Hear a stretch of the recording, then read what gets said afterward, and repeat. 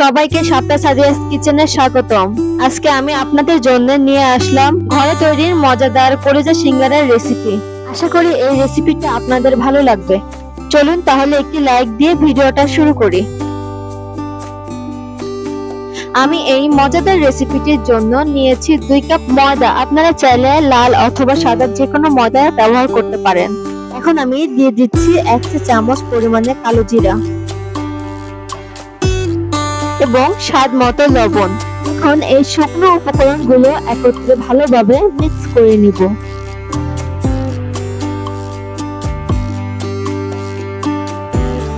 Mix করা হয়ে গেলে এখানে দিয়ে দিতে হবে 1 টেবিল চামচ পরিমাণে তেল।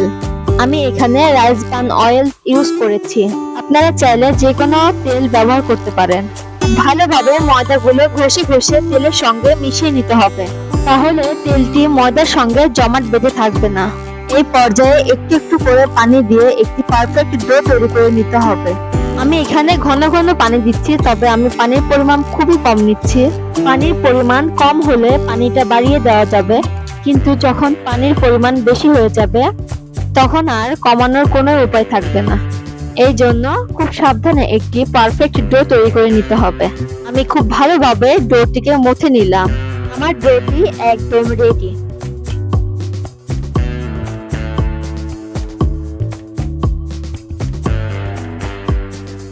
আমি এখন ডোটিকে কিচেন টাওয়েল দিয়ে 10 মিনিট রেস্টে রেখে দিব।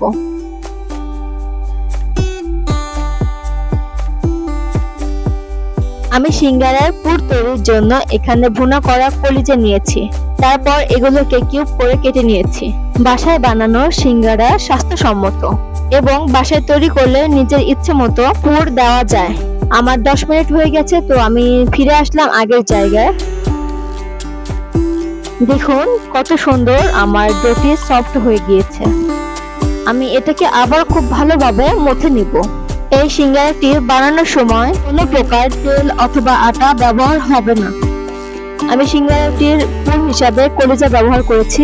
আপনারা চাইলে সবজি অথবা আলু অথবা মাংস দিয়ে সহজেই বানিয়ে নিতে পারবেন।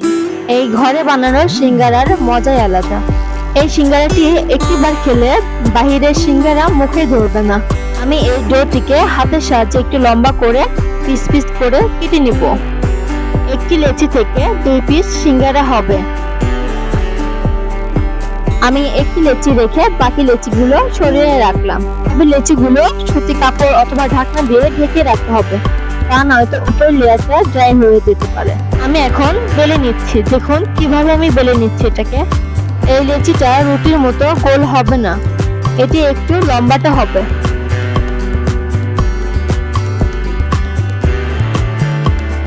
আমি লম্বা ভাবে বেলে নিয়েছি। এখন মাছ দিয়ে আমি কেটে নিলাম। আমি 2 টুকরো করে নিয়েছি। আমি এখন কিভাবে সিঙ্গারা তৈরি করব আপনাদের দেখিয়ে দিচ্ছি। প্রথমে পানি এই লম্বা বরাবর দিয়ে নিতে হবে, তারপর এই 2 মাথা একসঙ্গে লাগিয়ে দিতে হবে।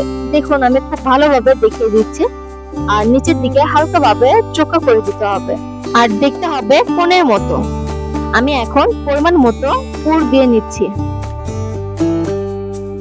তারপর এর সামনের অংশ পিছনের অংশের সঙ্গে মিলিয়ে দিতে হবে এবং এপাশের অংশ টেনে এপাশে দিয়ে দিতে হবে। জানি না আপনাদের বলে কতটুকু আমি বুঝিয়ে দিতে পারলাম, তবে সিঙ্গারাটি দেখতে এমন হবে। দেখুন কত সুন্দর হয়েছে এটা। আমি একইভাবে সবগুলো সিঙ্গারা বানিয়ে নিব। আমার সবগুলো সিঙ্গারা হয়ে গেছে, আমি দেখিয়ে দিচ্ছি। দেখুন কত সুন্দর হয়েছে। আমি এখানে সিঙ্গারা ছোট বড় সাইজ করেছি, আপনারা চাইলে একই সাইজ করতে পারেন। আমি চুলায় একটি প্যান বসিয়ে নিলাম। যেহেতু সিঙ্গারাটা ডুবো তেলে ভাজতে হয়, এর জন্য আমি তেলের পরিমাণটা বেশি নিয়েছি। তেল গরম হওয়া অবধি আমি অপেক্ষা করব এবং তেলটি গরম হয়ে গেলে আমি একটি একটি করে তৈরি করা সিঙ্গারাগুলো ছেড়ে দিব। চুলার আঁচ এই পর্যায়ে মিডিয়াম টু লো হিটে রাখতে হবে। যদি চুলার আঁচ হাই হিটে রাখা হয় তাহলে সিঙ্গারার বাইরের অংশ হয়ে যাবে, কিন্তু ভিতরের অংশটাতে কাঁচা থেকে যাবে। আমি এখন সিঙ্গারাগুলো উল্টে দিচ্ছি।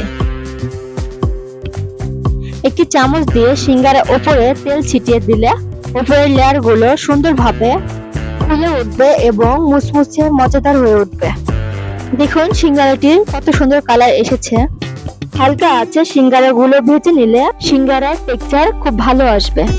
আমার সিঙ্গারা হয়ে গেছে, আমি এগুলোকে এখন তুলে নিচ্ছি। আশা করি আমার আজকের মজাদার মুচমুচে ক্রিস্পি কলিজার সিঙ্গারার রেসিপিটি আপনাদের ভালো লেগেছে। ভালো লাগলে অবশ্যই ভালোবাসা দিয়ে আমার পাশে থাকবেন। আপনাদের জন্য রইল অনেক অনেক ভালোবাসা। আসসালামু আলাইকুম।